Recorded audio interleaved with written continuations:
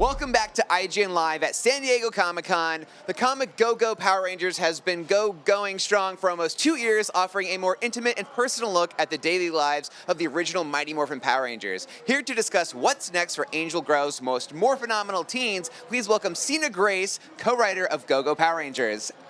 Hi, how are you? Good, It's nice how to are see you? It's nice to see you. Oh my gosh, this is the best time of my week, is getting to be with you on camera. Well, eat it up, because here we go. We're going to talk about some Go-Go Power Rangers. Yes, you're please. co-writing with Ryan Parrott. Yes. And we are at a pivotal time in the Power Rangers comics because Shattered Grid is over, and now we're getting a look at like what's next. The comic even starts right where sort of Shattered Grid left off in that sort of timeline. But I want to know from you, what is most exciting for you of jumping in at this point? Well, there's a couple like aspects that are really exciting about this era post Shattered Grid and where we're at with Go-Go Power Rangers, because the Tommy of it all is happening. So we get to see, again, back to the like emotional beat of it, we get to see a different layer of what Tommy means to these 5 kids. And then on top of that, there are a lot of really weird ripples and side effects of all that happened in Shattered Grid. They might have kept all time space safe, but there are still, aftershocks. And I don't know. Yeah, I'm excited about all of that. And then similarly, I got really pumped to write some Thunder Megazord scenes, just because I was like, oh, we never really get to see them individually fight some monsters. So I was very insistent that we get some of that in there. Yeah, you definitely have a great touch for action and just giving people what they want to see. So always appreciate that in a Sina Grace comic. Well, and it's also just coming from what would I want to see, And I think watching those episodes as a kid and watching them again as a grown-up, it's oh man, there's just so much room for cool fight stuff that just, because of how the way the show was structured, we didn't get to actually, watch happen. So we're putting that in the comic, and it's been a lot of fun. It's like a dream come true. Yeah. So the title of the story is Necessary Evil, right? So what's that? That kind of makes me uncomfortable hearing the Power Rangers will have to, face a necessary evil. I think you can look at it a couple different ways, which is that on top of Tommy being there, we're, in the Lord Zed era of things, and Lord Zed knows that the kids are kind of weak, they're down a ranger, so he's messing with their morale, and it's all about kind of what has to be done to do the right thing. And it's great because it's not like we're going into Dark Knight territory or they're not turning into anti-heroes, but each of the kids is kind of facing a different sort of crossroads as to either how they're going to cope or what they're going to do to kind of keep Angel Grove and the universe safe. And it's on top of that, they're also, in high school. So it's been a blast. That's really my sweet spot, is taking an ensemble of teenagers who are the best versions of humanity and really having them go against all odds. That's awesome.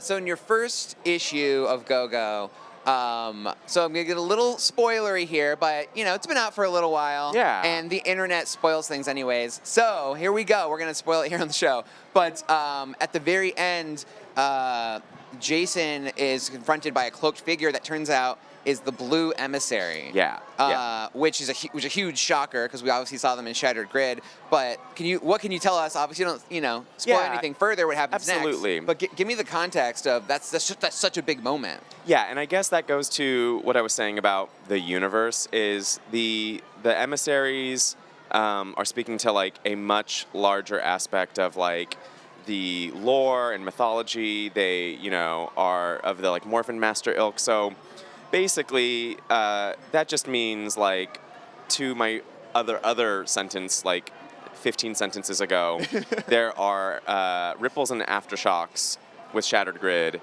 and the Blue Emissary's kind of just hey Jason, need your help because you're Jason and you're kind of the best. So that's about as much as I can say, and about as much as I think a savvy reader can glean from that, because he's clearly not there to fight Jason, so yeah, we'll go from, that's all I can say for right now. Okay. But was that enough? Was that enough of a tease? That was a good tease. Okay. I feel properly teased.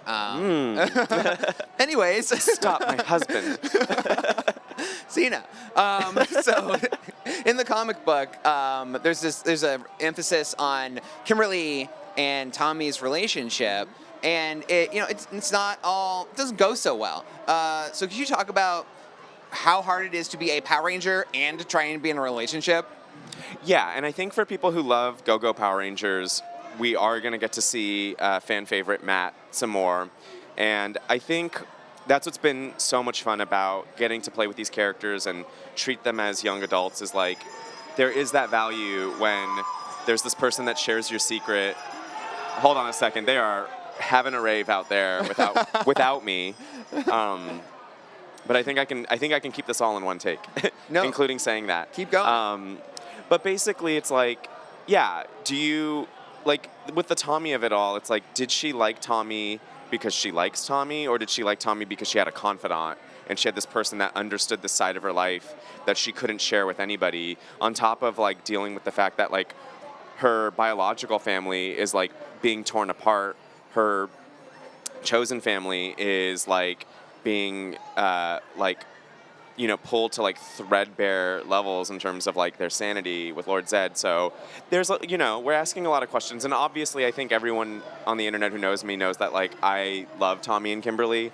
My first Power Rangers gig was doing a variant cover where it was them just, like, looking at each other epically while a Zord battle happened behind them and an army of putties were running towards them. So, I think it's fun. I'm exploring all of it, and I love each of these characters, and Ryan's been amazing at kind of being an architect and moving them in directions that are really going to be fascinating for readers who thought they, like, understood every corner of the Power Rangers universe. I don't know. I'm having a blast. No, I'm having a blast reading it. It's so cool. But I actually want, while we have you here, I have to ask you about your experience on writing Iceman over at Marvel. And a lot of people, when they think of getting to work at Marvel, they think like, oh, it's going to be a dream project and everything's going to be great. But you actually put a blog post out where you talked about how you were really disappointed with certain aspects of that experience. Could you just talk about that a little bit? Yeah, I guess, I was a little bummed out. I think at the end of the day, like, Iceman is a book that I'm super proud of. It's super special. So anything I'm about to say should not stop everyone from buying all 3 volumes, available now, bookstores everywhere, because it's still one of my favorite things I've ever done, and it makes me happy. But, I reached a point where I thought, okay, like, maybe something interesting can happen by putting people to task and saying some things that I don't know that other people in the industry can say, per se. Because I'm just like, okay, worst comes to worst, I'll get blacklisted everywhere and then self-publish and still make comic books, and then I'll get a desk job and I'll have PTO, and that'll be awesome, and then I'll get weekends. But yeah, I don't know. I expect better from everyone always, and I thought that was a great way. Great's a terrible word. I thought that was a meaningful way to hopefully start some conversations, and with any luck, people will kind of sort of not just like, I don't know how to put it. They just won't, like, hopefully people will stand up for themselves and create some change. I don't know. I appreciate that you're using your platform and your power for good, and what's more heroic than that? I know, right? I'm just like being that White Ranger or something. with my talking sword on my side, my sassy Saba. On that note, we do have to go. Thank you so much. Oh yeah, thanks for having me. This was super fun. Yeah, samesies. Thanks people for watching. Of course, yes. And to find out more about Go-Go Power Rangers, go support your Mighty Morphin local comic shop. I'm going to talk to whoever wrote that. We need to take a short break. IGN Live at San Diego Comic-Con. We'll be right back. Let's pose it out. I don't even know. I'm just going to do this.